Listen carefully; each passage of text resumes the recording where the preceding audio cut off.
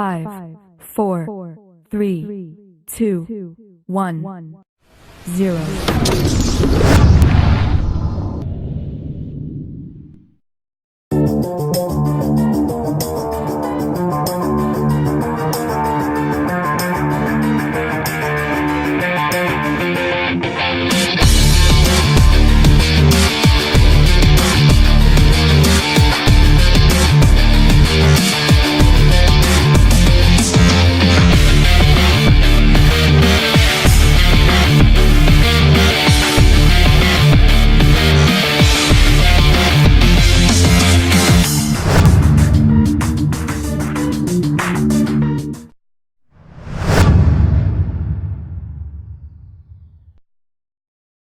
Five, 4, 3, 2, 1, 0.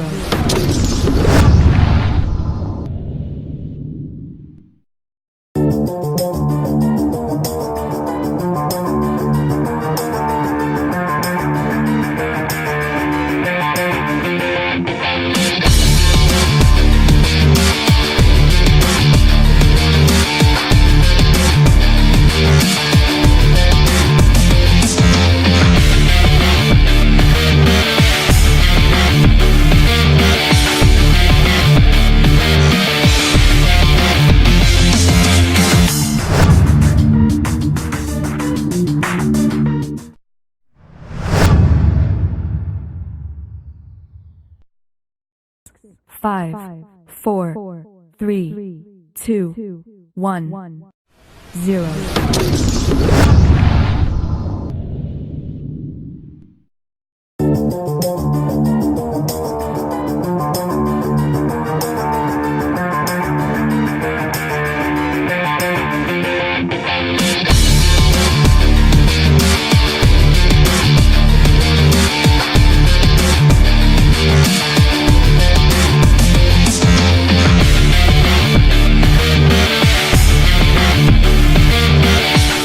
Hello everybody, welcome to another edition of Web Boxing 101.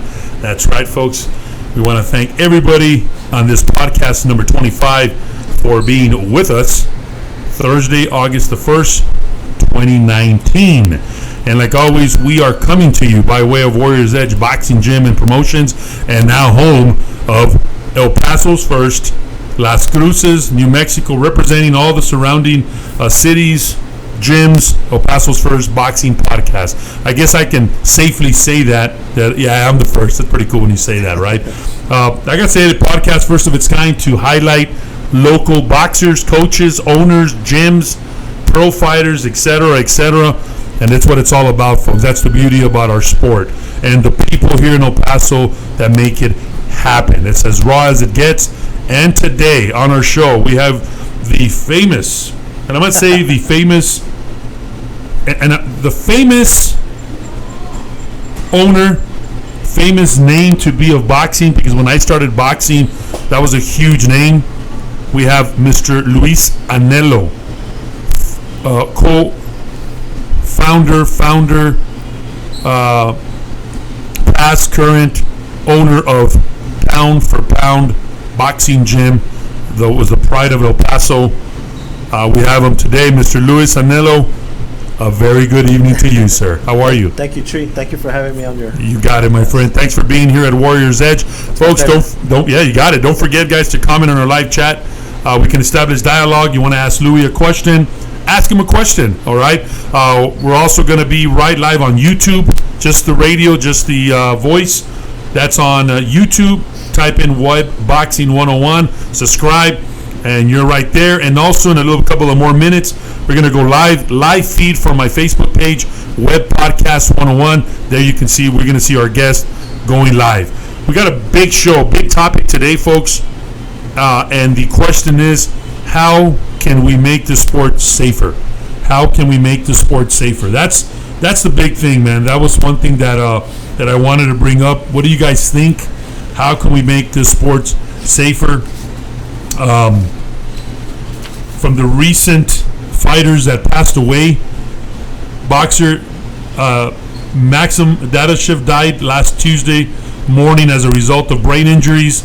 He suffered during the 11th round knockout. He lost to Matias on Friday at the MGM National Harbor in Oxford Hill, Maryland. He was only 28. Again, Buddy McGirt said it just makes you realize what type of sport we're in. And of course, he did everything right in training, no problems, no nothing. And again, Buddy McGirt said it's like running crazy right now, right? And here's the question from a lot of coaches: what could we have done different? Coaches out there, what could we have done different in the fight? Stop it one round earlier. What were the warning signs? But at the end of the day, everything was fine, and that happened. The other fighter, a couple of days later, just after days that the Russian boxer Maxim died, the 28-year-old Hugo Alfredo Santillan, 23, was the second boxer to die. He suffered its second death in less than a week after Argentinian fighter died on Thursday from injuries he sustained on the ring. Again, Santillan was a super lightweight, was fighting against Uruguay's Eduardo Javier Abreu of Buenos Aires on Wednesday night. And according to local reports, his nose started to bleed in the fourth round, but he finished the fight. However, as a result of the bout, a draw was announced. He fainted and was taken to the hospital, where he later died. Folks, this show is dedicated to all the fighters out there, especially to these young men and these young warriors that stepped up to the ring. And at this time, we don't have a bell, but we're going to do a moment of silence for these two fighters.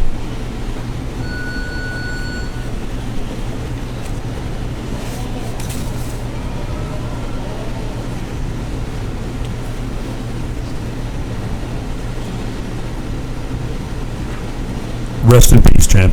Thank you so much. All right, next on the agenda, and we'll talk about, we have our guest today, Mr. Louie Anelo, talking to him about how can we make this sport safer. All right, we also had a live chat right now. RV said, "What's up, Lou? What up, Lou?" Hey, what's up, man? What up? Who's RV? You want to say a shout out to RV? RV, how you doing? All right, so we're going to be going live now so we can talk to Louie. So give me a sec. So, folks, how do you think we can make this sport a little bit safer will be the question. And, you know, it's like always when people say, how do we make it safer? Well, how do we make it safer? And that's been the question from a lot of people on how we make it safer. What are the things we got to do? Et cetera, et cetera. So, Louie, welcome to the show. Thank you. Appreciate it. You got it, my friend. So I want to see what is your take on how we make the sport safer, right? Well, first of all, my hat goes off to Buddy McGirt. It was an excellent call. It was an excellent call that night. What do you think it was an excellent? Because he stopped the fight, and I think as a coach, you have to know your fighter. Only you spend so much time with him training. You know what his weaknesses are. You know when he's hurt. Because, you know, most fighters will never give up. They have big hearts. Only, you know, it's very few fighters that will say, I'm done. So that's the job of the coach, where he has to step in and say, hey, my fighter's not right, or something's not looking good. And that, you know, and Buddy McGirt did a great job that night. I saw the fight, and it was, I think he did a good job. I mean, he knew his fight. And you know what? I saw the fight too at the earlier rounds. He wanted to stop the fight already. He did. So that's why he probably feels guilty that at what point do we stop the fight, you know? And I know these kids, the warriors, and you, Louie, I mean, you're no stranger to that. You've been in boxing a long time. You saw a lot of fighters. And they're warriors. Yeah, and sometimes during the fight, you know your fighter, and you say, this guy, he has that one punch that can take him out, but you know, you have to know when to stop the fight. Wow. You know, and I've been through that too with Famosito Gomez. We fought Nonito Donaire in Oakland, and I remember he was doing real good, and he got caught. Famosito did, my fighter, and he took a knee, and he just looked, just with the look, when he turned around and looked at me, I knew that was it. He wasn't going to quit. So he gave me that look, and I just threw in the towel, and I say, I'd rather you fight another day. And they were probably upset. Yeah, he actually thanked me. He said, you know, I was real hurt, and I knew he wasn't going to give up. So, and you know, we talked about it afterwards. And yeah, some fighters do get upset. but they have to understand that you're there to protect them. But you know what? You're right, man. The responsibility that the coaches have. So let me ask you. Let's get right into it. What do you? How can we make the sport safer? I think it's there's no other sport like boxing. So I don't know. I mean, first of all, some fighters do go in dehydrated. You've seen it yourself. They kill themselves to make weight. That's one issue. Another issue is that some fighters train 2-3 weeks and take fights on short notices. I'm not saying that these two guys, that's what they did, but I've seen that a lot. And I think the fight, as a coach, and you're going to take a fight, you should tell your fighter, we're going to train up to 8 weeks to prepare for one fight. And not take a fight in 2-3 weeks, especially if you're going to be on a big card. They do that to a lot of local fighters that are coming up, or younger guys that are coming you want up. to fight, and then they go fight. Oh, and they're going to pay you a little bit more money, but you have to realize that they're going to use you as a stepping stone to get their fighter to come up. Wow, and that could be dangerous, right? Yes. Do you think that's the fault also of the promoter, Louie? No, I think it's actually the trainer's fault, because the promoters, you know how it is. They're going to do what they got to do to get their show going. Yeah. Whether your fighter gets hurt or not, they don't care if you get hurt. They're there to protect their fighter, point blank. But at the end of the day, it's about the money, right? Oh, it's about the money. It's about the money. Hey guys, you're on the live chat. Before I even keep going to the show, I want to say a big shout out, un saludo muy grande, un abrazo a mi suegra, that she's in the hospital right now. She's also a big fight fan, and she's a fighter. She's been in the hospital for the last week already. She had some complications, but I hope she's doing good. Suegra, un saludo y un abrazo, y que se recupere pronto. Y un saludo grande y un abrazo aquí de Warriors Edge. I hope she gets well soon. All right, you got it, man. So here's one of my ideas. How about if the pro fighters wear headgear? Come on, Louie. I don't like that. I mean, why? How about if we make a futuristic headgear? Have you ever heard of that? I've never heard that. That'd be interesting, but I think it takes away what boxing is, though. What do you, no. I mean, if you're a boxer, you sign up for that. You know what you're getting yourself into. But we want to make it safer, Louie. How do we make it safer? It's harder to make it safer. It's not like football where. I'll tell you something about football.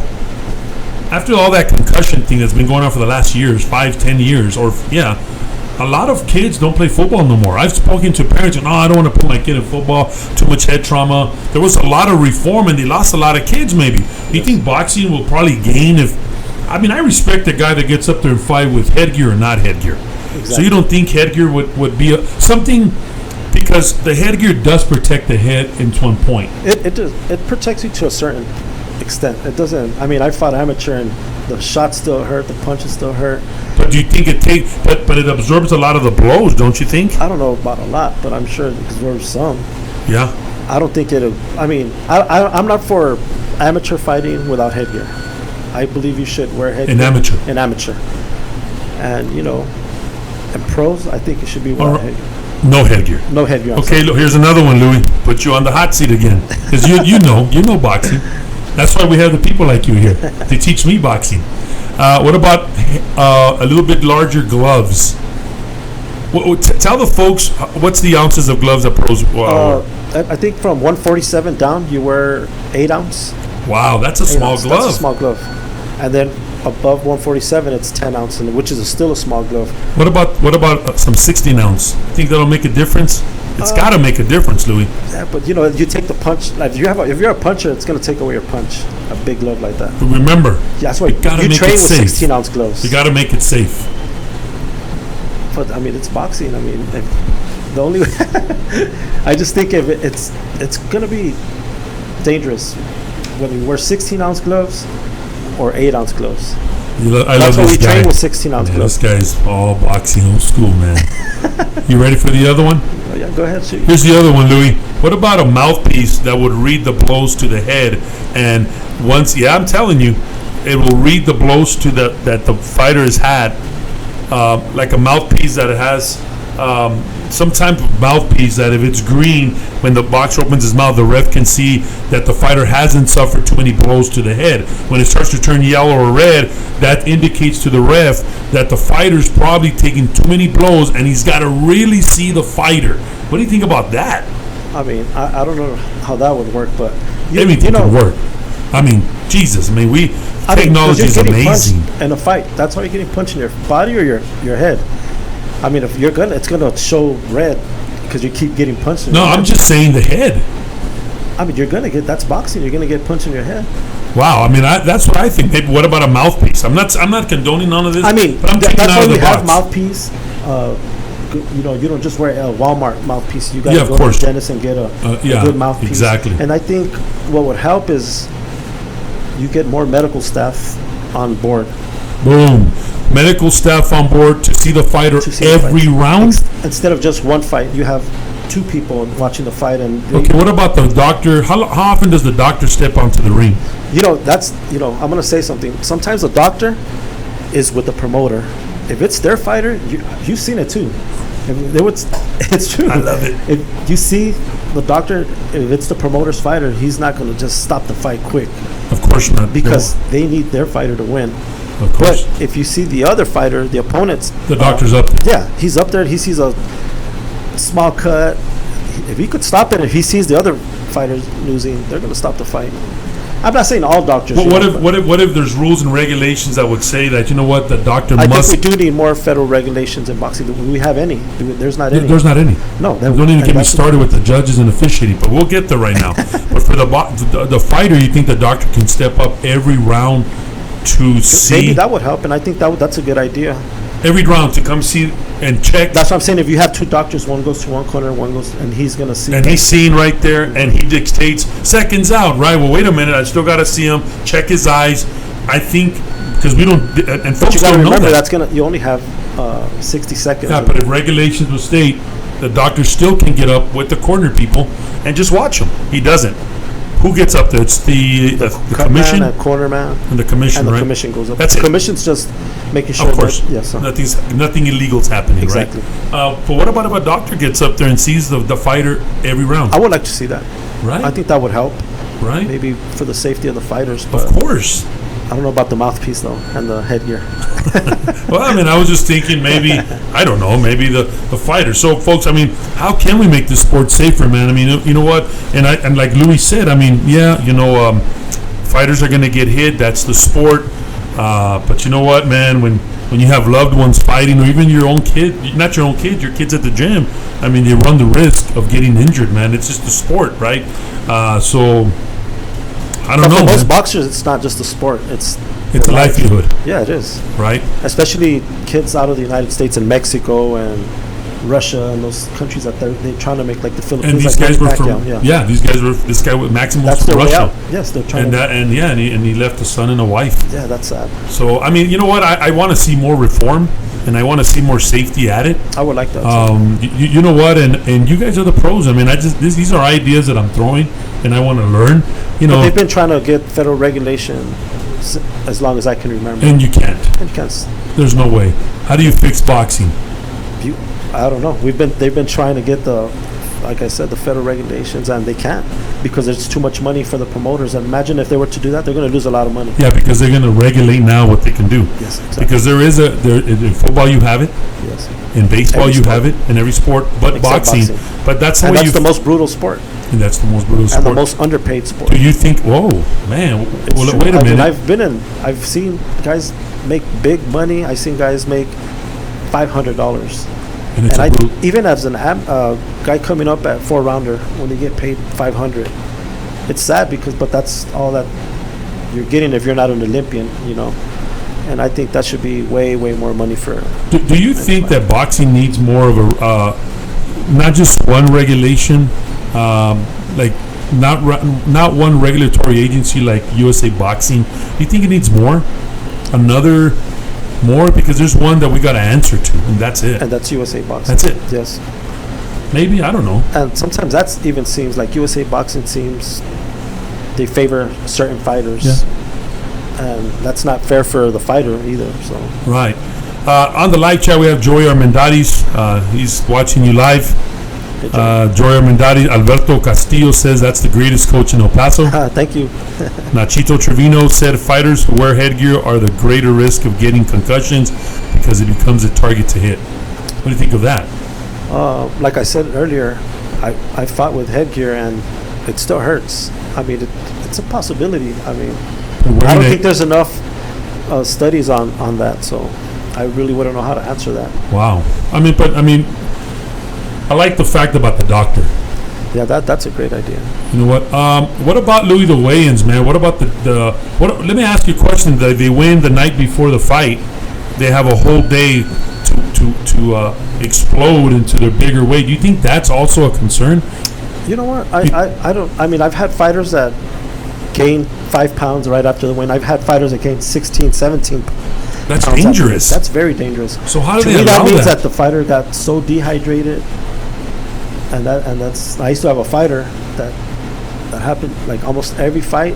He had to lose like 10 to 15 pounds And- every fight. And how would he come into the ring? And depleted. Some fights he did come in weak. Is that dangerous? That's very dangerous. But I mean, you can only do so much for the fighter. Tell him you got to start dieting early, not dieting, crash month. dieting to make weight for the fight. Yeah. And I have a great fighter, Pedro Torres, that happened to us in the fight.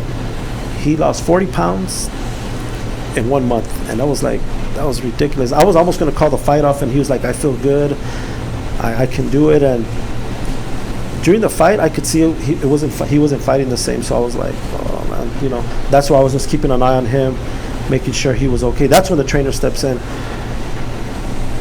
Wow, man. So 40 pounds, man. And again, that's also dangerous. That's So you very think dangerous. maybe the weigh-in should be on that Saturday of the day of the fight? No, I think it's The weigh-ins they're are doing okay? it. Yeah, I think the weigh-ins are okay. I just think that's the fighter's responsibility, to be honest with you. I don't Okay. even think the coach is there to help out and train them. But really, initially, it comes down to the fighter. It's his life who's on the line, and he has to take the sport serious if he's going to be fighting. Wow, man. So, Louie, the great coach, and man, we have a pleasure to have him here. That he's giving us the insight on all this. Great. Louie, tell us about you growing up in Los Angeles. Well, I grew up in Los Angeles and in El Paso, Cypress, California. My Hello to parents- Cyprus. I'm sorry? Big shout out to Cyprus. Cypress. Yeah, I mean, we grew up over there. I grew up there with my parents, and my grandparents lived here. My sisters live here. I think I was living on back and forth from here in California. I got a job at the juvenile probation department. I've been there for 25 years. I love working with these youngsters, Wow. And Do you rehabilitate these youngsters? You Do you know- talk to them about? No, not really. They know about the boxing. Everybody wants to fight in there, and I tell them. I always tell some of them, like, you have the heart, but you don't have the discipline to do it.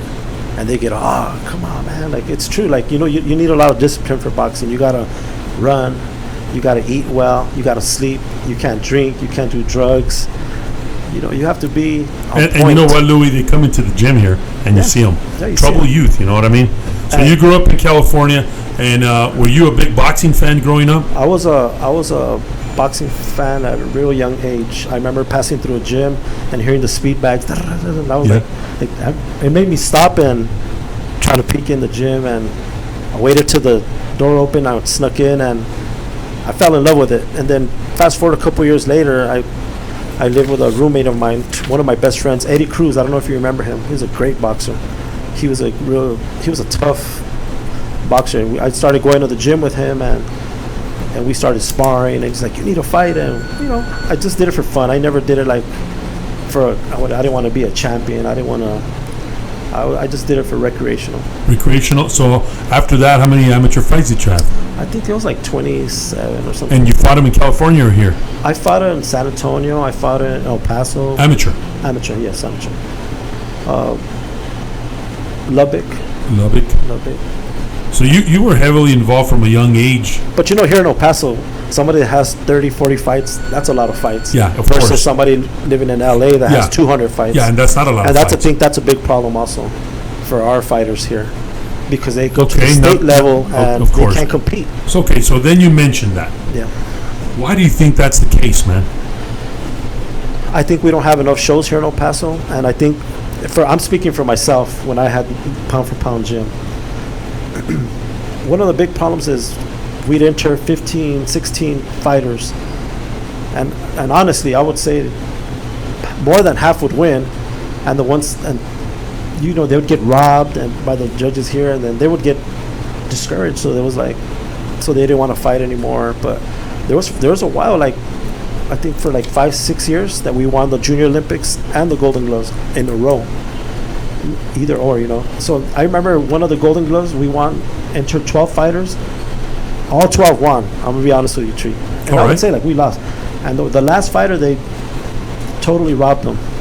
And it's Gabriel Gutierrez, you know him. Yeah, Gabriel Gutierrez, pro fighter. Yeah, he's a pro fighter. Yeah, They robbed him. And then I told the judge, like, man, that call was just foul, man. And he was like, I can't give you all the fights. And I said, and I kind of got an argument with him. I said, it's not that you're giving me anything. These guys fought and they won. When you're the robbing the coach or the team, you're robbing the kid. Yeah, you're robbing the kid from his hard work. And that discourages a lot of people here in El Paso. I think if people here in El Paso, different gyms, backed each other up, supported other gyms, if you have a good fighter, hey, let's all help him out, sparring or sponsors or whatever we can do to get him to the next level. Wow. But here in El Paso, it's sad to say that they don't want to see that. And like, for example, we have Ruben Garcia that had a state champion. Great fighter. Mr. Garcia. Yeah, great Garcia. He's been in the show. Oh, yeah, he's a great trainer. Saludo a Ruben. Ruben. Yeah, he was here. Oh, he's a great video of mine. He donated that jacket up there that you see when they used to give the Golden Glove class. I remember those. Nice jacket, man. He autographed it, so great trainer. Yeah, Jesus great trainer. Christ, man. He's one of my mentors here in El Paso. Really? Mr. Mata. Wow, Mr. Mata man. doing good, man. So un saludo para Mr. Mata and Ruben. So you got involved in boxing early in the amateur world. Tell us about how Pound for Pound got established. It's weird because it all happened by accident. One day. And folks, real quick, I don't mean to interrupt, but Pound for Pound was a big gym and it probably started like mine, and from there it skyrocketed. But I remember hearing for Pound that, you know what, man, the big train Freddie Roach was there, Julio Cesar Chavez Jr., and of course Louie's going to tell us about more people that showed up there. But every time I went there, Louie, you guys treated me well, man. Oh, thank all you. Your family, Yeah. all your family treated Tree well, and so I want to give them a shout out to your family. Thank So tell us how Pound for Pound gets started. It all started as one day I went to San Juan because I used to fight for San Juan, just to work out, and then I met this kid. I was working with him, and then things happened, and he started training with me. But we weren't training at a boxing gym. We were actually training at Chad's studio. Have you heard of that place? Yep, Chad's studio on the west side. We're training with Chad. Is it on the west side? It's on the east side. Oh, okay. I've heard of it. It's a gym that has bodybuilding. Yeah. So we started training there, doing mitts, and this kid says, I took him to Gene Lewis tournament in Phoenix. That's a big tournament. Yeah. It's coming up too. He won 2 and lost 1. And then after the fight, he says, you know what, I want to turn pro. And I've never trained before. I've never trained any fighter. So him and the fighter, we just learned together. So you started training him at Chad's gym? Yeah, training. We started meeting, and we go to different gyms and spar. And you fast forward about a year. We're training. We pick up a fight in Dallas. We win by knockout. Took some fights in Juarez. We're winning. I sent a videotape to Eric Gomez, the president for Golden Boy. Wow. Because I knew who he was, and he straight out called me and said, you know what, Oscar doesn't like him, doesn't like his style. And Oscar De La Hoya? Yes, he goes, Oscar De La Hoya doesn't like his style. And I'm like, so I was like, oh, okay, we'll keep training, building his record. And then we go to a fight in Laredo on TV, and Abner Mares and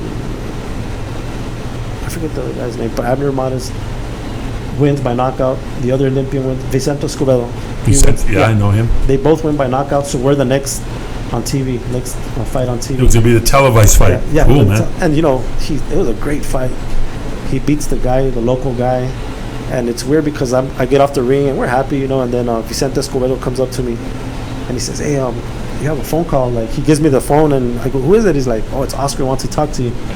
Just like that. Yeah. Like that, whatever. Hey, okay. Hey, tell Oscar I'll call him back. No, he's like, hey, what's up? Tell Oscar I'll call him back. And he said, hey, I like the way your kid looked. And I said, that's the video of the kid that I sent you. And he's like, oh, we need to put you on another one of our shows. And he did.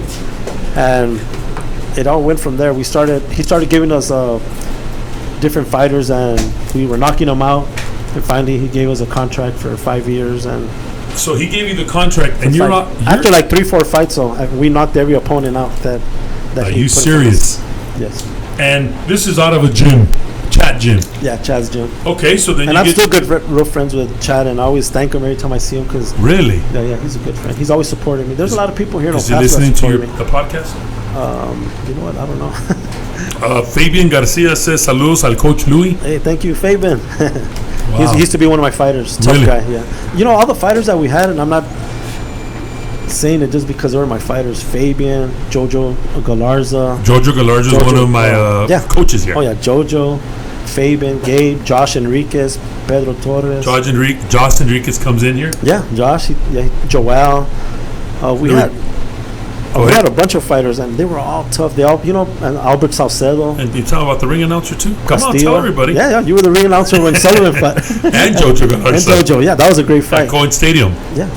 But, everybody that trained with us, I think we took a lot of pride in what we did. We trained hard. Every single one of those guys trained hard. I'm telling you, they trained super hard. They took it serious. They would do what they had to do. They put in the work. They put the work in, and then you could tell when they fought, they were better. They were in better shape, stronger. People would be like, one time we fought. I trained the PD. Do you remember the ones at the Mugs? Yeah, the Battle of the Badges. The Battle of the Badges. I trained for the PD at this time had never beat the fire department. The fire department. Yeah, it was a city trophy. It was before Clash of the Titans. Yes. So I took 7 fighters up. All 7 won. I think 6 won by first round knockout. And I remember the judge Aguilar when I came down, he goes, Luis Aguilar. Yeah. The honorable. He asked me, he was like, what did you put gunpowder in the gloves? I was like, no, I mean, they just train hard, and he was even surprised like how everybody was just winning by first round knockout. And the one that went the distance was Albert Salcedo, and he actually turned Albert Salcedo was U.S. Marshal. Yes. Yeah. Yeah. Big, strong. Not a tall guy. No, but strong like an ox. Oh, yeah, but I know him. He fought 4 pro fights. Under you, right? Yes, under me. And how do you do? Oh, man, he won all of them. Wow. And that guy was just a workhorse. He was a workhorse, yeah. He fought at the Clash of the Titans. And, we'd fight some guys 6'4", and Albert's probably like 5'11", maybe. And he was a crowd pleaser, That guy, he was a great fighter. So, Louie, you're in Chad Gym. Okay, so what happens? How did Pound for Pound come to play? How was the name? How's everything? So we talked about opening a gym. I picked up another fighter, Famosito Gomez, and then one day we're like, we should just open a gym, a small gym. A friend of mine, Paulie. Paulie Heredia. Okay. He's trained a couple of fighters. He used to work with Baby Loco Cobos. Oh yeah. Okay. Yeah, back in the days, and so we talked about it, and we actually got a little warehouse here on Lee. It was right in front. And we outgrew that like within 2 months. But we stood there for about 3-4 years, and then one day, it's crazy, me and my partner Adrian Ontiveros. It's funny, Louie, but where you had the gym, that was where I started. Oh yeah, I remember that. And you moved in, I moved in. Yeah. And then? I remember one day we were at the gym and people were working out on the street. Here at Lee? Yeah, here. Okay. It was packed. We couldn't even fit in there. We added extra bags and we still couldn't. It was just super packed. So one day after the gym, we used to sit on the ring after all the guys after the training, and we sit down and we'd be like, just talk, shop talk. Yeah, and then it was crazy because one fighter said we should go to another gym, make a bigger gym, and then me and Adrian looked at each other and we're like, let's do it, let's try it. That same night, everybody started taking off the posters. We started taking the ring down. That same night, we didn't have a place yet. The next day, one of our friends went out to look for a spot. That's when we found a spot on Pelicano, and that's how we got started. Yeah, we were there for about a month. What year was this, Louie? You know what? I don't remember what year it was, but I remember we were there for about 5-6 years. And it was a big success. It was a big success, and it was great for boxing here. That's all we heard. You guys were a sea of fans and people. Beautiful gym, by the way. Thank you. So your role in amateur. You had amateurs and you have pro. Tell us a little bit about your pro fighters that you had and have trained at Pound for Pound. I've worked with guys like Evaristo Primero, Famosito Gomez, Josh Enriquez, Joel Garcia, Pedro Torres, Gabe. Did Escalante train at your gym? Yeah, that's the kid that I'm talking about. When Oscar saw him and liked him. Antonio Escalante. Yeah. Oh, okay. So, what other? And then you had fighters come in from out of town and just train there, right? I've worked with Johnny Tapia. Johnny Tapia, mi vida loca. Yeah. Un saludos for Johnny Tapia, and folks. Let me stop you there. Okay. Just because he said it, and if you see on that screen, folks, the Southwest Explosion Johnny Tapia First Annual Invitational will be October 5th through the 6th at Vado Speedway Park. And we're going to have on the show Teresa Tapia coming up.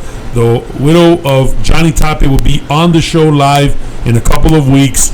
We're going to talk to her. It's so interesting to talk to her because, man, I was a big fan of Johnny Tapia, mi vida loca. And you know what? With all due respect, he had balls. And he fought. Johnny Tapia was explosive. And just the way he lived can teach us all a lesson. So we're going to have him coming up. There's a poster on YouTube at Vado, New Mexico Speed Park, October 5th and 6th. It's going to be a Pro-Am, the first annual Johnny Tapia Invitational. Okay, Louie. You know, Johnny was a great guy. He was the most humble fighter that I've ever met in my life. Teresa Tapia was very nice. Their whole family is very humble. Very humble. From Albuquerque. Yeah, Albuquerque. We've been up there. It was amazing walking in with him. I think it was his last fight. The crowd, still loved him. Yeah, we all loved him. You could feel the floor rumbling. Oh my God, that was awesome. It was awesome. Yeah, man, there's never been a fighter like him. Oh yeah. So he comes out here as well, huh? Yeah, he came down here. Yeah, he came down here. I took him to Job Corps to talk to some kids. Wow, man. Yeah, I took him to Job Corps. He's a people's champ. He truly is. All right, so tell us more about fighters that you know. Cesar Bazan, he was a world champion. Yeah. One of my great friends, and everybody knows he's a great friend of mine, is Ponce de Leon, another humble guy. Yeah, that's him. Ponce. Yeah, he's been at this gym. Yeah. Good guy, man. I was here with him when he came. Yeah, good guy. We talk about twice a week. Yeah. I took Josh Enriquez and Pedro Torres we went to LA and got to spar with him, and a couple of the guys in LA, top guys, signed with Golden Boy, and Josh. And let me tell you something, man. When I talked to Daniel Ponce Leon, we brought him in 2017 for a boxing clinic. You know what he didn't find a way. He didn't tell me 100 ways how he could not make it. Oh yeah. He told me 100 ways how he's gonna make it. Yeah. I don't want to say name, Louie, but when I spoke to people here locally that are almost at his level, you know what they told me? Talk to my agent. What the? I just said hello to you 2 weeks ago. Yeah. Talk to your agent. They brushed me off. Why are they like that here, man? I mean, it's a sad reality. It gets to their head. A lot of fighters. Man, Ponce Leon was like. And that was one of the great things about my fighters that I worked with. They were all humble. Enriquez, Gallardo, good guys, man. Great guys, man. Wow. And Ponce, he comes from Chihuahua. He's a Tarahumara. 6 of his brothers passed away. And I've known about him since he won the Pan American Games, and as an amateur, he was an Olympian for Mexico, represented Mexico, and I followed him all through his career, and we became real good friends. Yeah, he's a 2-time world champion, WBC and WBO, I think, at 122 and 26. Yeah, when he fought here, he fought Antonio Escalante. No, he fought him at the Staples Center. At the Staples Center, in the third round. Yeah, oh my God. Yeah, he fought here though at the Coliseum when he was coming up, and he knocked out a guy from New York. I think in about 2 rounds with a body shot. Yeah, he was good. But you know what, man? What a stand-up guy. And say hi to him for us, please. Saludos, Ponce. Hopefully we have him on the show, listening. Man. Hopefully Ponce will come when he comes back. And he'll be here on August 22nd. So hopefully we can have him on the show. Yeah, let me know. Yeah. All right, man. There you have it, folks. We'll have Ponce Leon on the show to talk to. So you're in pound for pound. Did you make any contributions to the local boxing commission as far as were you part of the commission? Were you ever on the board? I guess you were because you were an amateur USA boxing certified coach, correct? Yes, I was a coach. And did you see anything to improve it? So how were your relationship with that? I mean, my story. I didn't really have a great relationship with the board here. Okay, did that make it difficult for your amateur team? It did. Because we've heard rumors, Louie, that you know what, you really didn't, you put aside your amateur, and these are rumors. Yes. And then you only focused on pro fighters. No, what happened was we weren't winning a lot. We won the Golden Gloves, Junior Olympics. And we started seeing they were favoring other fighters, like I said earlier, when they should have been. It was an easy call for my fighters to win. So that started making me mad, saying, hey, you know what, I'm just going to focus more on the pros. But when we had a big old incident at the Coliseum, and I wasn't involved in boxing for a while, so my amateurs, the majority of my amateurs said, if you're not going to train me, I'm not going to fight.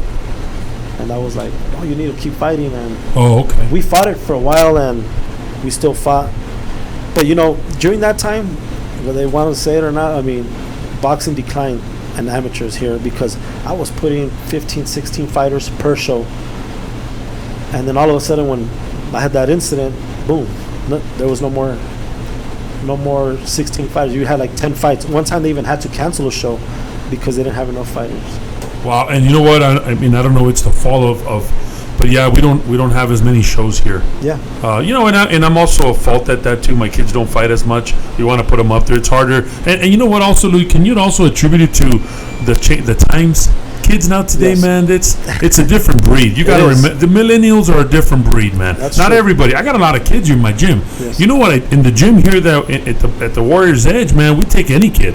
Good. Not even that he doesn't have no experience. We'll take him. That's good. We're not going to say, "Oh, is he experienced?" But I mean, I do have a lot of kids, but man, it's a different breed, man. I used to take. I was like you. It's I would not take all the before. kids, and I will never tell a kid he couldn't do it because anybody can do it. Anybody can do it. Anybody can do it as But long as you put the work in. It's hard to But yeah, do, man. I see the kids today aren't as hungry as they used to. Technology. Be. Yeah.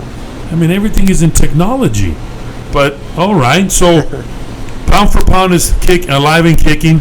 What is one of the biggest highlights pound for pound has had that you can remember while you had it? Because I've had highlights in the gym and they've been awesome, man. You know, I've met one of the highlights is I've met a lot of great people like Johnny Tapia, Chavez, Freddie Roach. When you say Chavez, is it the junior or the senior? Both.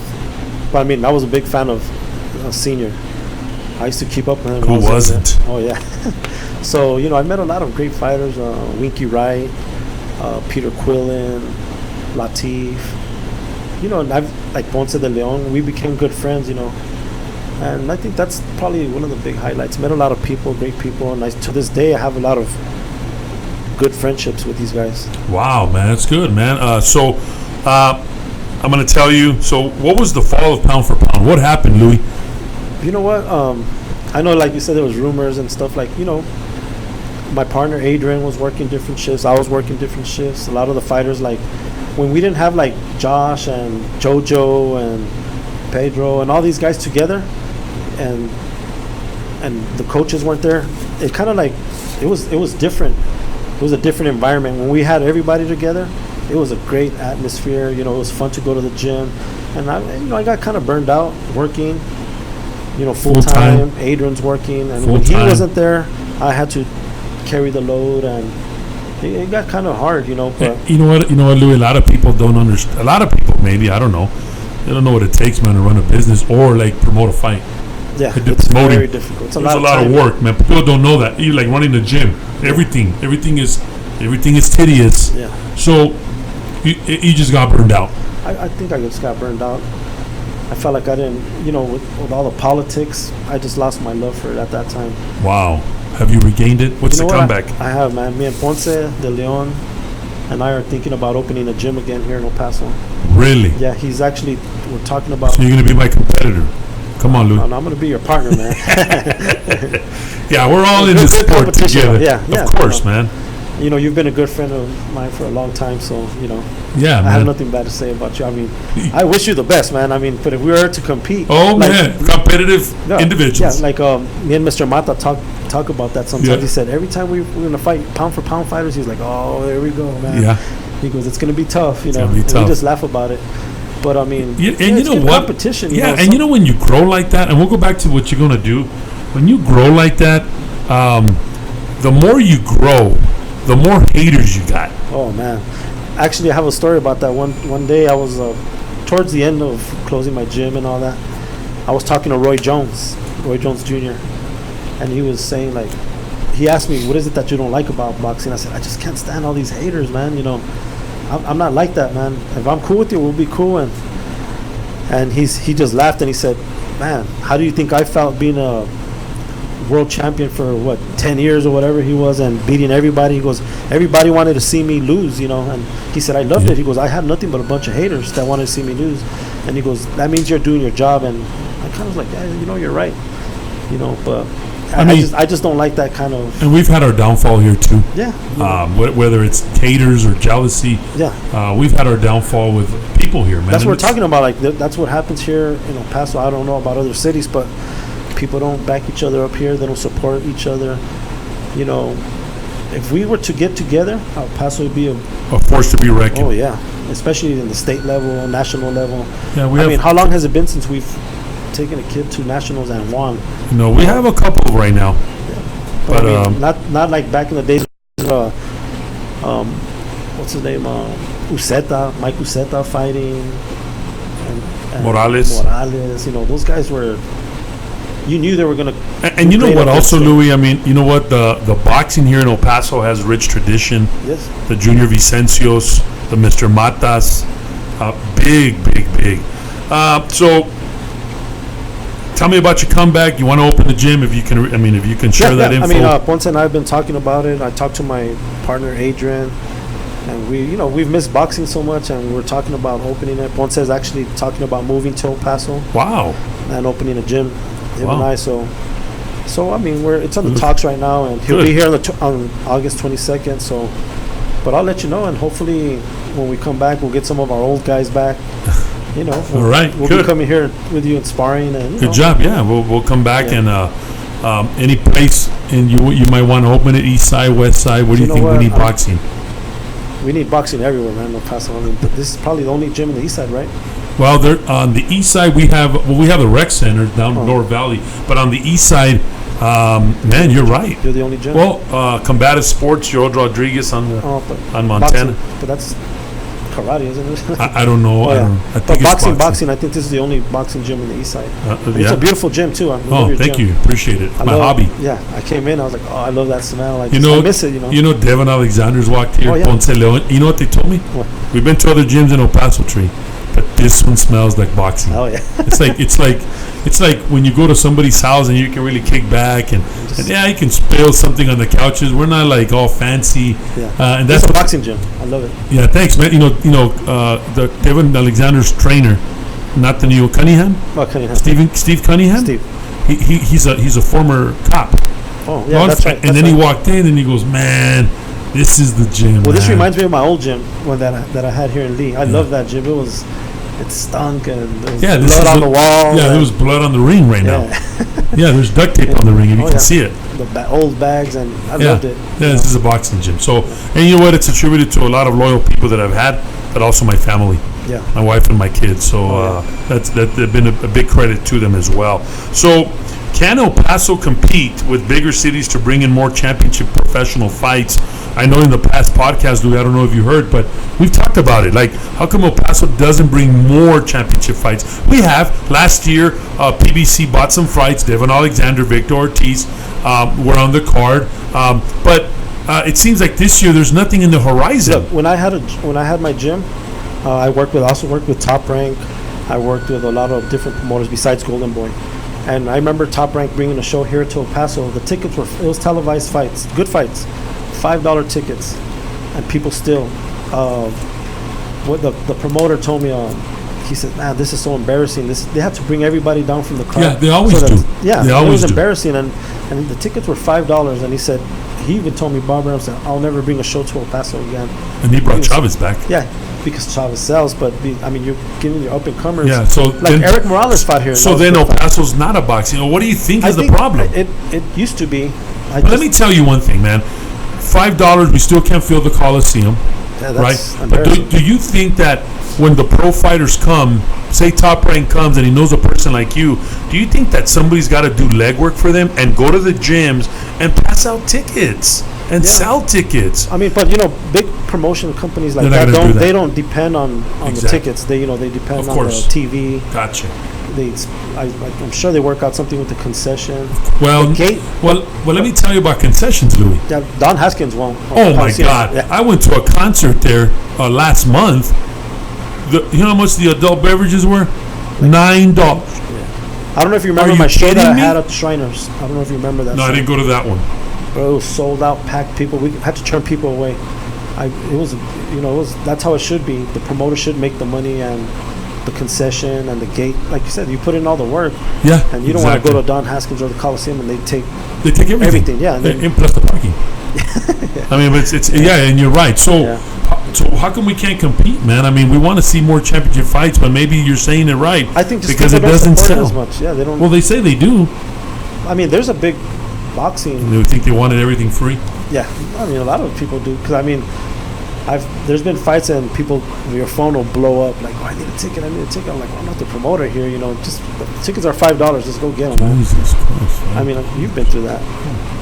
$5. Yeah. Wow. So Even $20 is cheap for a fight. I Yeah. mean, you go to bigger cities and there's $60 and yeah, I went. I mean, one of the last we went to the Victor Ortiz fight in the Devon. You know what? It was not sold out. Then we went to an Iron Boy show, and there was, you know what? I do the Clash of the Titans. that gets more packed. Hell yeah, I had 3,000 people. Yeah. I had 3,200 people last year when I brought in the amateurs, and Mikey Garcia walks in and he says, "What the? Is this a pro fight tree?" And I'm like, "No, champ, this is an amateur." He goes, "Wow, man, you do pretty good promoting. Yeah. I should fight here." And he got me all excited. And I'm like, "What? Yeah, let's Now you're do not having it it." this year. Well, let me tell you why I'm not having the class this year because I want to take a break. Yeah, It takes a lot. it takes a lot. I'm gonna Takes take a lot out of it. break. I did the podcast. I'm gonna take a little vacation. Right now, I'm trying to do other stuff with the gym, but next year we're gonna come strong. Let's go to the chat right here. Jake Saldivar said, "It's a low income city. People don't want to spend money. I pay $80 to $100 each whenever Showtime, PBC, or Tap Rank comes." You know, Jake? No, I don't know. Jake, you said it, man. It is probably. He said that the Chavez fight was packed, though. It was. When Chavez Jr. fought here against the guy from Mexico, which was his name was, I forgot his name. The guy from Mexico or Andy Lee? No, he fought a Mexican guy. Jake, what was the guy's name? If you're tried, he fought. Are you talking about junior or senior? No, Junior. Yeah, he fought Andy Lee here. No, but at the Haskins Center, at the Haskins and it was Showtime. Oh, that's right. They had the big dogs here. I think it's Reyes. Yeah, from Chihuahua. It was Reyes from Chihuahua, Yeah. and it was That was packed. I mean, I fought. I worked with Mozon Kefana from Africa when he fought Barrera here. And it was packed. Oh man, Yeah. and it was a Don Haskins. And it was a Don packed. Haskins Center. Johnny Gonzalez packed the Coliseum. But you see guys like Jake. But you know what else, Jake? Let me ask you something. You too, Louie. A lot of it has to do with El Paso tourist stuff. El Paso, the city, does not really promote fights for us. They don't. No, they don't. They really don't Let me promote tell you what fights. helped Chavez when Chavez fought here. You know why it was packed? Because a lot of the people from Juarez support boxing a lot. And that time, because I was there at the fight, a lot of those people from Juarez come and support the boxing. That's why it was so packed. When Johnny Gonzalez fought, a lot of people from Juarez were here. When Barrera fought here, the people. So we from get a Juarez- lot of support from Juarez, but I think also El Paso Convention Center or the tourists, they also need to put their part in supporting these fights. Yes. Or you know what, not supporting guys, but promoting on the TV, get some TV time, get some TV slots to support the fights. And see, a lot of times it's the last week, and also El Paso is the last minute thing. But Jake put it on the point. He pays $80, $100, and he gets decent seats in there. And you're right, most people need to do that. But yeah, you're right, Jake. That Chavez fight was packed. Yeah. It was against Reyes. I think it was Fernando Reyes or No, it's I forget his name. yeah. They call him Chetos. Yeah, he was I worked pretty. with him for. Yeah, it was a good. It was packed. It was Showtime, and then they had undercards because on that undercard, I remember that the Nightmare Chris Ariola fought in it. Yes. And then also we had a lot of big guys, big guns here in El Paso. We had Leo Santa Cruz in the house. Robert Garcia was here. Robert Garcia. We had a lot of people. It was a great fight week. We want that back, man. But you're right. People are. It's not. I don't know. It's a low income city. Do you think it's a low income city? I don't know. It's low income, but I mean, every fight that you have here, the ticket's $20. It's not bad. No, it's not bad at all. I mean, but also we have a lot of deep pockets here, and they don't support it. yeah, they don't. The big dogs that run the city don't support it. They want to support somebody else. Yeah, we need to support boxing. I think we need more support from the city. And you think like Top Rank will come more? I think so because they have a lot of great fighters that fought here. Salvador Sanchez. Yeah. And great fighters Eric like that. Morales, Eric Morales Barrera. won his world title here Yeah. against Daniel Zaragoza. So I think it can get back to that. I just think more people need to get involved. We need more fighters locally too. More fighters gyms. locally, more I think gyms. so, yeah. Well, I mean, there's a start, but you know what? Also, I think we also get a lot of support from Las Cruces, man. Oh yeah, those guys. You know, that's a big fight town. Oh, it is. And they're all cool, man. I mean, and they have a lot of good fighters over there too. we have Austin Trout, a Ricky lot of the Vasquez, Sammy. Remember Sammy? The Pace. the Burks. The Burks. Yeah. You know, we also want to say hello to all the amateur fights, Mr. Rene Carrasco, all the teams out there in Roswell, Las Cruces, Santa Fe, and Albuquerque. A big shout out to you guys. Check out what Jake said on the live chat. He said that too much focus on soccer, baseball, and UTEP. UTEP doesn't win. But you're right. Now we're getting a soccer team, right? Yeah. Oh my God, you're right. I'm not a soccer fan. We want to bring more. And here's another thing that I've also seen as promoting fights is that the venues here, they want to charge you an arm and a leg, and that it leaves no room for upcoming promotions to do anything. Golden Eagle Promotions, I'm going to say it, he's your brother, Tony Aguilar. He goes out of town. Yeah. Because here nobody supports it, but he doesn't make enough because the venues charge you too much. Yeah, it's right? true. They like Don Haskins probably charges like $8,000-$9,000 And plus keep the concession. And the Southwest University Park up to $10,000 or more. Oh wow! For that Jennifer Hahn fight that your brother was part of. Roberto Trevino, what's up, Tio? A big shout out to him as well.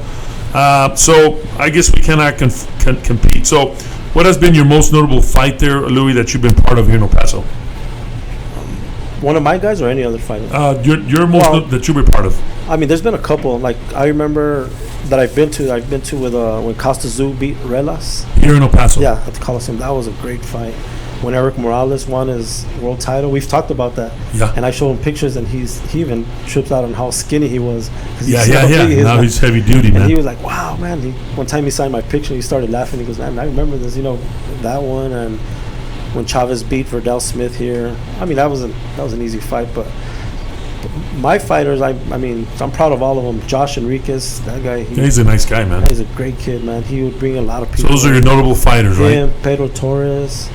Albert Saucedo, Sauce, and Famosito, Joel, like all my team, man. Those are probably I like those fights better than the big fighters. You know? All right, folks. As we keep moving along on your live chats, thank you so much. We do got to tell you something. Don't forget that the Desert Jiu-Jitsu Championships are coming up. It's right around the corner. The Desert Jiu-Jitsu Championships at the El Paso Convention Center. There's a venue that I would like to compete in, but no. So it's going to be August 17th, the Desert Jiu-Jitsu Championship. Sign up at smoothcomp.com. That's going to be August 17th. Look it up on the screen. Also on the screen we have the second annual Bully Boxing Bullies Against Bullying, September the 14th at the Roswell Convention Center. Weigh-ins are at 8 o'clock, first bell at 2 p.m. Bully Boxing. I'll have more information on that one with a number as we keep going. We'll talk about that. So it's the second annual Bullies Against Bullying, September the 14th. That should be a great amateur show at the Roswell Convention Center. A big shout out to Roswell, New Mexico. They support it. I wish the city supported it here more as well. And then also, folks, on the screen, the big one coming up, October 5th to the 6th, it is the Johnny Tapia, first annual Johnny Tapia Boxing Invitational at Vado Speedway Park, October 5th to the 6th. Warriors Edge sponsors a sprint car. All right. And we were out there this weekend. Folks, if you've never been to the races, go out to the races. Release some stress and see those cars fly. The Warriors Edge banners flying high and mighty. We will have a booth out there as well. And we will display the race car. An actual sprint car out there will be out there with Warriors Edge booth. And hopefully we'll have some of our fighters. And with that also, Teresa Tapia is the one that's organizing. And Ms. Bunny Martinez from Albuquerque is organizing the amateur part of it. And Teresa is so it's going to be a pro-am. It's a pro-am. Saturday, I think the pro-am will finish at 6, and the pros will start at 7. And then Sunday will be the amateur show as well. Two great events: car show, mechanical bulls for the kids, displays. We have a booth out there as well. We're going to try to go live. My podcast will be live at Vado, New Mexico. It's a Southwest Explosion. Great people from New Mexico will be out there, folks. It's a 2-day event, October 5th and the 6th. And you know what? The greatest thing about I'm going to have Teresa Tapia on my show because I want to talk. And again, this is all for Johnny Tapia. I want to talk about her husband. You said he was a great guy. So great family, man. October 5th through the 6th, the Southwest Explosion, Johnny Tapia Invitational. All right, we're back and we're here with Mr. Louie Anelo from Pound for Pound, coach. An entrepreneur, as a matter of fact. Trying, man. You're trying to open a restaurant, right? Yeah, pizza shop. Tell us about the pizza shop. It's kind of be similar to Speedy's Pizza. It's the $5 pizza. Those are the best pizzas. Oh yeah, wings, salads. It's gonna have a drive-through pickup, $5 pizzas, delivery. We're shooting for the end of the month, so it's been a long road. Let me tell you, it's hard. Yeah, opening a restaurant. Yeah, so harder than a gym. What is it going to be called? Pops Pizza. Pops? Is that because Pops Pizza? Wow, I thought you were going to put him for boxing or something. No, it's pizza and boxers don't. Yeah, no, I know. You got to be on diets. Well, that's for after the weigh-in. Oh, cool, man. Pick up your pizzas. Rick Varela says cars and boxing sounds like a cool show. It is. It's going to be not only race cars, but we're going to have lowriders out there at the Southwest Invitational Explosion. Rick. Yeah, that's my boy Rick. Good, man. What's up, Rick? Here's some boxing news. And let me see your insights on it. We got a big boxing weekend coming up. We got Chris Arreola versus Adam Kovnacki. It's going to be this Saturday night, and Chris Arreola said that if he doesn't win, he's going to retire. I like Kovnacki, but I like Kovnacki's too. But I think my heart's with Arreola, but I think he's going to lose, man. You know what? I wanted to see Chris Arreola fight David Rodriguez. Oh, that would have been a good fight. That would have been a good fight. Yeah. Chris Arreola, man, I met him at the Don Haskins Center. Let me tell you. He's also a great guy, man. Oh, my God, man. That guy was so cool, man. Yeah. He got up to get nachos. Yeah, he's humble. And they just swarmed him. I was able to be there in the front because I saw him, man, and he autographed it. Let me tell you something, Louie. He was ringside. From ringside all the way to the atrium, to the concession, he signed everybody's autograph. Yeah, he's a nice guy. Everybody. I'm thinking hundreds of them. Yeah. So he says that the heavyweight Chris Arreola, whose 3 stoppage loses all came in the world title fights, is aiming for one more shot in the twilight of his career, which it is. He said if he cannot defeat rising contender Adam Kovnacki in the crossword fight this Saturday, he will retire from boxing. And no offense to him, he's still respecting this kid. He said no disrespect to anybody because I think he's a great fighter. But personally, man, if I lose, there's no reason for me to be in the sport of boxing. Arreola said in a teleconference with boxing promoters, this is out of the ESPN source, I'm in boxing to be a champion, and if I lose, it brings me all the way back to the bottom. I don't want to keep crawling back up. I'm too old to be doing that. That's good. Good what do you think of that? That's good. That's smart. He's a great fighter. But I think it's going to be a tough fight, and if he wins, more power to him, and I hope he continues. But if he loses, I think that's the right decision. So it's kind of make or break fight for Arreola, right? Yeah. The pressure's on him. Of course, the pressure's on him, and he's one of those Mexican fighters. He's a tough guy from River. And do you think that Andy Reese maybe has a lot to do with this? Motivating him? Yeah, I think so. Of course. I'm happy for Andy. I really like, and I'm happy for Reese. I don't think it was a fluke. Me neither. Think that he honestly, I think he beat AJ, what's his name? Anthony Joshua. Anthony Joshua. I think he beat him mentally before the fight. I think he just dominated him, and then when he got hit, he wasn't expecting that. He didn't have an answer for that. He didn't know how to react to that, and I think he just took his heart. So, and I think the same in the rematch will take place. I think Andy Reese wins the rematch. You think he'll win it? I think so. The big thing about that is, where do you think they're going to fight? It's going to be in the United States, man. They don't want it there in the United States. But Andy Reese calls the shots now. He's a champion. Yeah, but the clause said it was a rematch in UK, right? No, they said there was a rematch. But I'm not sure if it was in the UK. But hey, Louie, we'll pull your strings and have it at the Sun Bowl. I wish I had those. I could pull those strings, man. Adam Kowanek said, "I'm ready to go," and he's another humble guy. Yeah. I'm looking to make a statement on Saturday. It's been a long, full camp, and I'm ready for anything Arreola's bring to me. And Adam can fight. Yeah, and he's like Reese. He doesn't have. He's that exactly grip. like Reese. He's heavy. He's ready. Yeah. And I think if he beats him, man, you never know, man. Reese versus Kovnacki. I'm ready to go 12 rounds. I want to get the knockout, and we're going to 5. We're We're going to go fire to fire. The knockout is definitely what we trained for, and I'm expecting that result. That's going to be an interesting fight. Chris Arreola, all the pressure's on him. It's good to see that fight, folks. They will meet in a scheduled 12-round fight that will be headlined at Premier Boxing Championships, triple header on Fox and Fox Deportes at the Barclays Center in Brooklyn. And guess whose hometown that is? Kownacki's. Yeah, because there's what's his nationality?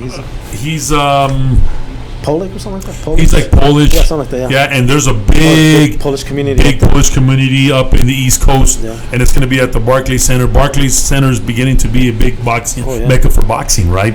The undercard, and instead of triple header, check this out. It also will have some notable fighters. Title fight, Marcus Brown will be going a 12-round fight for the WBA interim light heavyweight title against Joan Pascual. I want to say that. Joan Pascual. Also on the undercard, we'll have Curtis Stevens, the middleweight, for a 10-rounder. So it should be a good fight, folks, this Saturday from the Barclays Center. Gilbert Acosta said, shout out your nephew's uncle. Gil, that's Gilbert my little nephew. Acosta, your little nephew, right? Shout out to all my family. All right, man.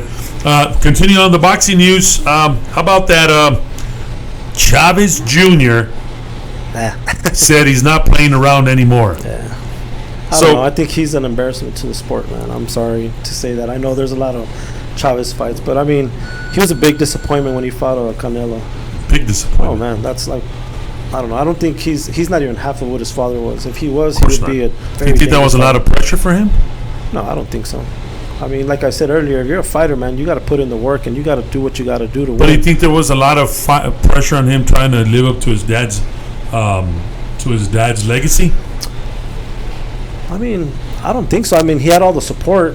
I mean, everybody knows it's his son.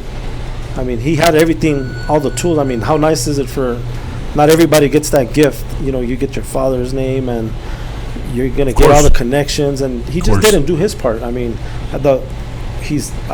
from talking to some of his trainers, he's lazy. When I talked to Freddie Roach, you know, the guy didn't. I mean, he trained at my gym, showed up like an hour, 2 hours late. Yeah, and he trains at midnight or 1 in the morning. Yeah, and that's what Freddie Roach said. I'm not going to take your shit no more.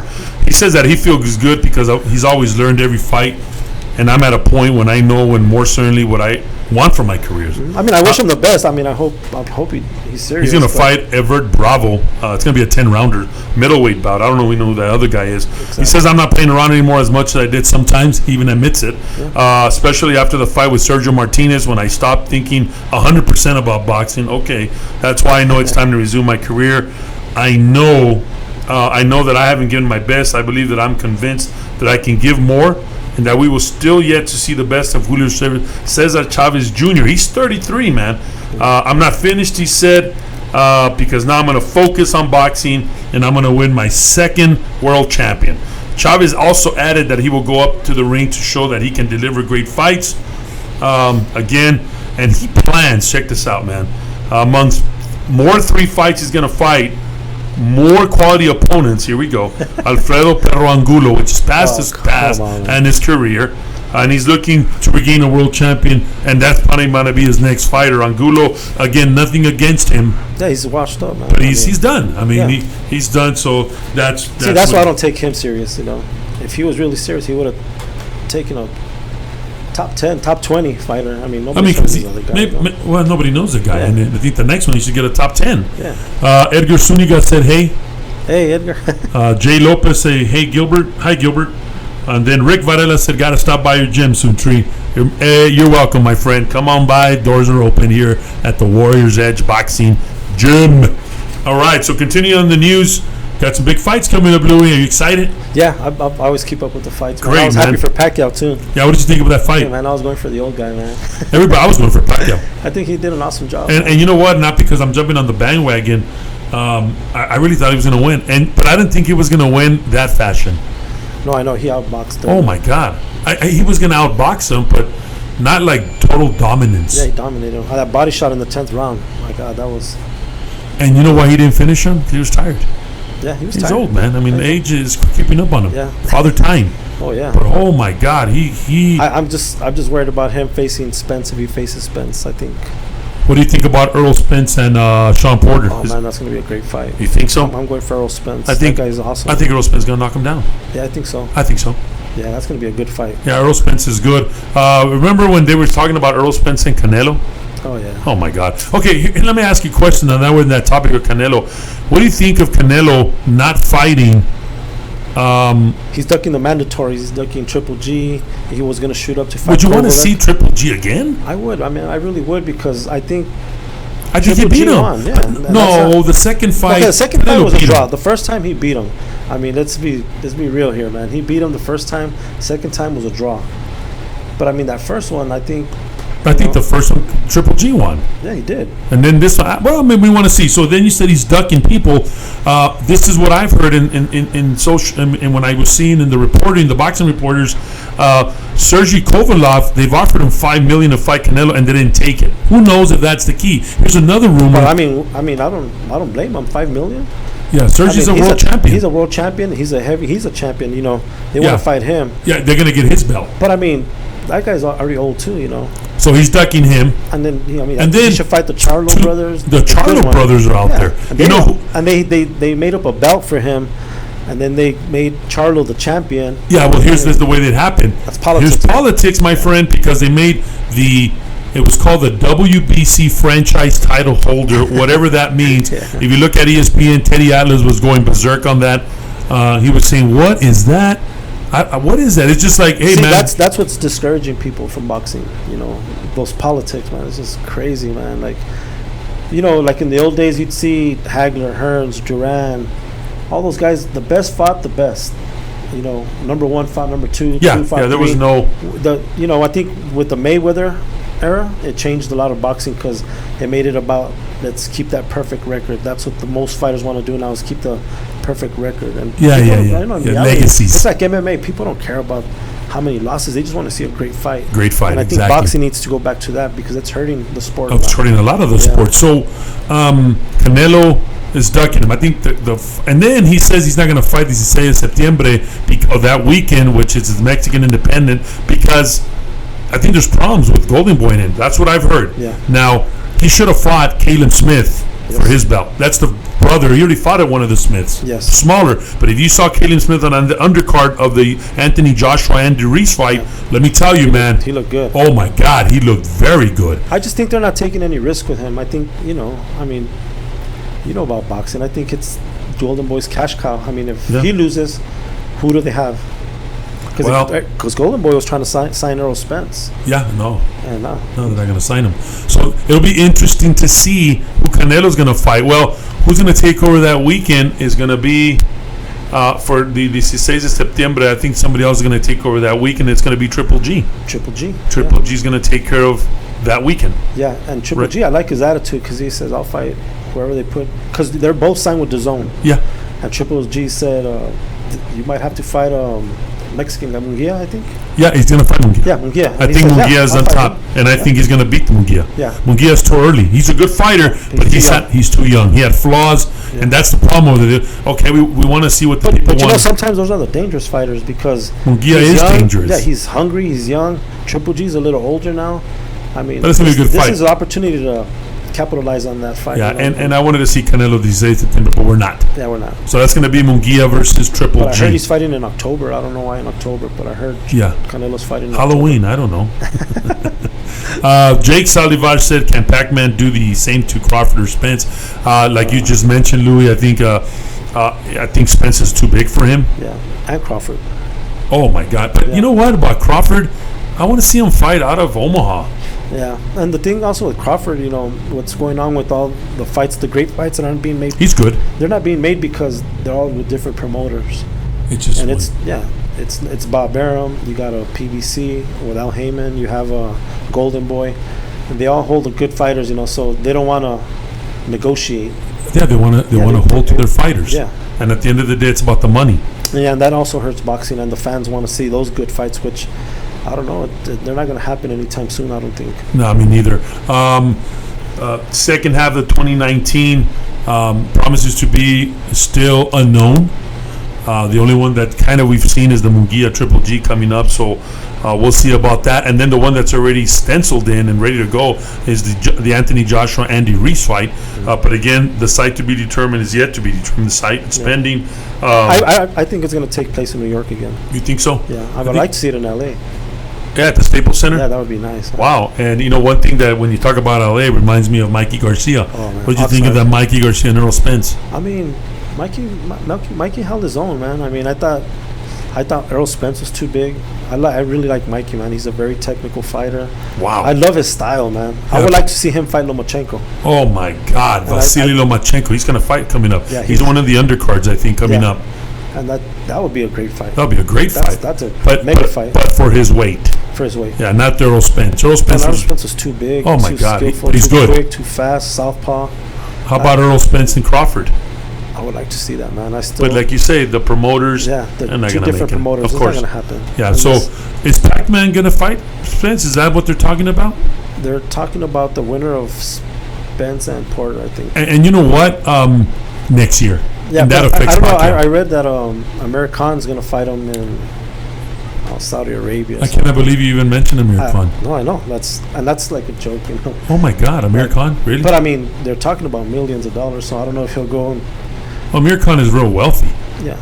But he's washed. Yeah, he's washed. He's washed. He just and they used to be sparring partners. Yeah. So I don't know why he wants to fight. I think he wants to get that huge payday. Everybody wants to get that payday. Yeah. So right now, who's the big boxer out there? Canelo, right? Not for me. Well, the big. Which one's the big? What's the face of boxing right now? Oh man, it's kind of hard right now. It's Andy Reese. Andy Reese. I like Lomachenko. I like Mikey Garcia, Earl Spence. All the welterweights right now. The division's pretty stacked, and I like the welterweight division. What about the heavyweights, man? Besides Andy Reese, and do you think Joshua had even a chance? I actually thought he was going to win. Well, he looks like he's all chiseled, and I thought he was going to win. And Andy Reese had a lot of heart. Right. But other than that, Wilder, I don't really like Wilder. He's just wild. He's wild, yeah. He has a good right hand. So Tyson Fury, I think, beat him. Oh, yeah. I think it was a close fight. He beat him. Very close fight. And then Tyson Fury, I think he's going to fight Ortiz. Oh, I like or is Ortiz. It going to be Wild? I like Ortiz too. I like Ortiz, man. I think. And he had Wilder. I would be scared of Andy Reese and Ortiz fight. That'd be an awesome fight. Andrew, oh yeah. Ortiz. Yeah, I would like to see. Let me tell you something. I'd like to see Andy Reese against Kownacki. And I still side with Andy Reese on that'd be a good fight. Yeah, I think so. And the other guy too, he got caught he was dirty on his. That was baby White. Oh yeah. So what you mentioned? You mentioned White. That's right. He was he won. He was a WBC, but they just halted the WBC. The WBC on Tuesday withdrew, at least temporarily, recognition of Dillian White. He's pretty good. Yeah, he's good. As the interim heavyweight world title holder because of his recent positive drug test. You know what's so disturbing? He's cheating, man, and these kids that just died. Oh yeah. I mean, you don't do shit like that, man. Yeah. That's what I lost a lot of respect for Antonio Margarito. Oh yeah. Was it Antonio? Is it Antonio? When he fought, Miguel Cotto, one of my favorite fighters. I was there at that fight. Really? The first one or the second one? When Cotto walked up to the back after the fight, and I remember him passing out on the gurney, and they took him. And he could have got him. That's when they said he was loaded. Yeah, man. Jesus Christ. And man. I know Capetillo, the trainer, and the son. He's a good friend of mine. Really? Not the dad, the son. And they have a very successful gym in East LA. And I mean, I'm with you though, man. I would be.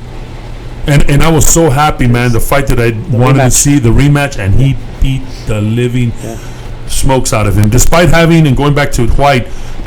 failed a pre-fight drug test, British regulators allowed White to fight last Saturday in the main event. They already knew that was wrong. Where he survived a 9th round knockdown, won a unanimous decision on all cards over Oscar Rivas to claim the vacant interim heavyweight title. During the week of the fight, the results of random tests conducted, the United Kingdom anti-doping, which oversees drug tests in the United Kingdom, came back positive for the banned steroid Dianabol in his A sample. When the United Kingdom anti-doping found out about the positive drug test, it acted quickly and convened a hearing to discuss the matter. For reasons that were not made clear, White and the British Boxing Board control allowed the fight to proceed. That's bullshit. Yeah. That's bullshit. That's what I was because thinking, man. That's bullshit because you can hurt somebody. Yeah. Hey, man, if something's coming up dirty, you stop it. I don't give a shit. Rio's team was not notified of the failed test. They let it, promoters, they let it go. Politics. Which it took issue when it learned about the media reports, right? That's why I think at that level, I do agree with the VADA testing. And it's VADA. VADA is the Voluntary Anti-Doping Association for that bout that tested, which White had insisted on for several fights. None of these tests were positive, including samples taken June 15. So VADA does that. Right now that the WBC knows about the failed pre-fight test, it has taken action, stripping that, right? White's only public comment on the situation came Friday, saying that I'm so disappointed with the rubbish that has been said about me over the last few days. Well, goddamn, You're dirty. You're dirty, dude. I have lawyers dealing with it, and I have been told that I cannot talk about it for good legal reasons. I was cleared to fight, and I won the fight fair and square. Well, not fair if you're dirty. Exactly. And you know what? This is not his first time. In 2012, he tested positive for another substance, and he was suspended for 2 years, right? Even though the UKAD, which is United Kingdom Anti-Doping, accepted his explanation that the banned substance entered his system as a result of taking over-the-counter nutritional supplement. So he's good, but he's not in my book no more. So let me ask you something. Fighters know what they're putting in their system. Do you really think that Canelo was dirty and he knew? Of course I do. Yeah, he was dirty. But he said it was tainted meat. Come on. Jeff was always grilling for him. Come on, man. Come on, Louie, tell us. Do you think it was... Yeah, he was dirty because, I mean, you can see his body change from when he's training to when he weighs in. He's ripped. Do you lose respect for a fighter like that? I do. I do because, just do it the old-fashioned way. Well, train hard. In the brutal sport that we're in, do you think fighters need some type of supplements, man? Maybe like vitamins and healthy meals. Something that's regulated. Yes, yeah, but not steroids, So what about that? Fernando Vargas, remember? Well, against Oscar De La Hoya. He looked awesome, man. He rocked Oscar De La Hoya the first 6 rounds. Yeah. I thought De La Hoya was going to lose that fight, Yeah. but De La Hoya came back, man, and it was tough. I think it kind of hurts in boxing. I think it kind of hurts you more than it helps. I mean, I don't know. Well, yeah, I don't know. I wouldn't know either, man. Yeah, but I mean, I think you gain all this muscle, and then because you don't need to be all bulky to box. You need to be in great shape, good cardio. Yeah, you're right. Folks, so those are the news, Louie. I mean, we got a big fight weekend coming up. And folks, August 17, if you're looking at the YouTube screen, it's the Desert Jiu-Jitsu Championships, August 17 at the Convention Center, karate, jiu-jitsu, CrossFit. Go out there, folks, and for more information on that, you can sign up at smoothcomp.com. Big competition for kids and adults, Desert Jiu-Jitsu Championship. We'll have that banner on our Facebook on Webboxing Podcast 101. Also, September the 14th is the second annual Bullies Against Bullying amateur boxing show from the Roswell Convention Center. Hopefully I'll have somebody come into the show and talk about that. And then also the big one that's coming up, folks, it's the Southwest Explosion, the first annual Johnny Tapia Boxing Invitational at the Vado Speedway Park. It's a 2-day event, and it's a pro-am. Let's get ready for that, and we're going to have somebody here, Representative Teresa Tapia, the wife of the great, the legendary Johnny Mi Vida Loca Tapia. The documentary is awesome. Well, before we sign you off, Louie, it's been a great pleasure. So do you see boxing, do you think it's dying or it's getting better? I mean, tell the folks. In El Paso, I think it's kind of dying, but you have good gyms like your gym, and hopefully some more pop up and more fighters are supported here in El Paso to bring the sport back, because it's one of the best sports, man. And it's rich. It's for the fighters, man.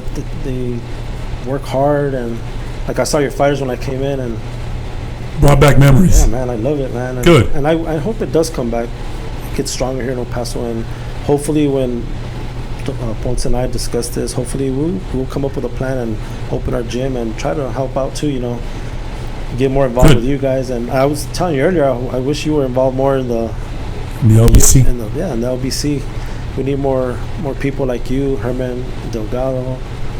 Yeah, Herman's. Yeah, he's been on my show. Good guy, man. Oh, man. Anything last words you want to say to your friends out there? I wanna send a shout out to all my family, my sisters, my nieces, my nephews, my nephew in Japan, in Colorado, my wife, my children. I want to say a shout out to the little chickens, Savannah and Katie, to my daughter Brianna, who's a big boxing fan. But I want to send a special shout out to my son Alexander, who's in Germany. Good, man. Is he listening to the podcast? Yeah. And you know what, Louie? Just to let you know that all the episodes are recorded on YouTube, and you can go back. Cool, so talk to him, man. I'll tell my son I haven't seen him in a couple of months. He's in the Air Force. I love you, Pops. I miss you. And he's gonna see this live and on that. So yeah. No, all my family, man. I love all my family and all my friends and Rick, all my coworkers. You know, I got a lot of good supporters. What's man. up, Rick? Yeah. I got a lot of good supporters, man, and I'm hungry, man. I want to come back to the boxing world. Good, man. Yeah. Good, Louie. And it was a pleasure to have you, man. Thank you, man. I appreciate you having me. You got it, man. And I want to say shout out to the basic detention officer class that graduates tomorrow, 19-2, the El Paso County Sheriff's Office Silent Heroes. Oh. They'll be graduating tomorrow. 13 young men and women will be out on the correctional field working our walls. Very brutal and hard job, thankless job. People don't know what they do in there. Yeah. You're a correctional officer, Louie. Yeah. And I want to shout out to them as well. And also a speedy recovery to my mother-in-law. I hope she gets well. Yeah, she's been in the hospital. Yeah. She's also a trooper and a warrior, man, strong lady. So I want to make a shout out to my suegra out there. Hopefully she gets better. And I shout out to all my family, folks. My wife also, congratulations on her future endeavors as well. I love you, babe. And here we go, folks. We're going to sign out. Again, our hearts are heavy now for the two fighters that we lost in the boxing world, because even though it was miles away from here, we're still one big family as a boxing unit. Yeah. It's the boxer's prayer. I ask you not for victory, for somehow that seems wrong, but only for protection and courage to be strong. Strength not to conquer, but just that I fight well and prove myself a sportsman at the final bell.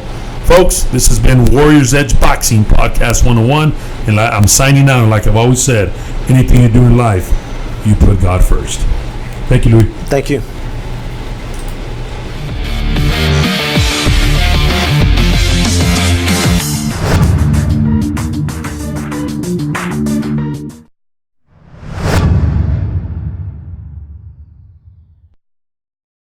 Five, four, three, two, one, 0.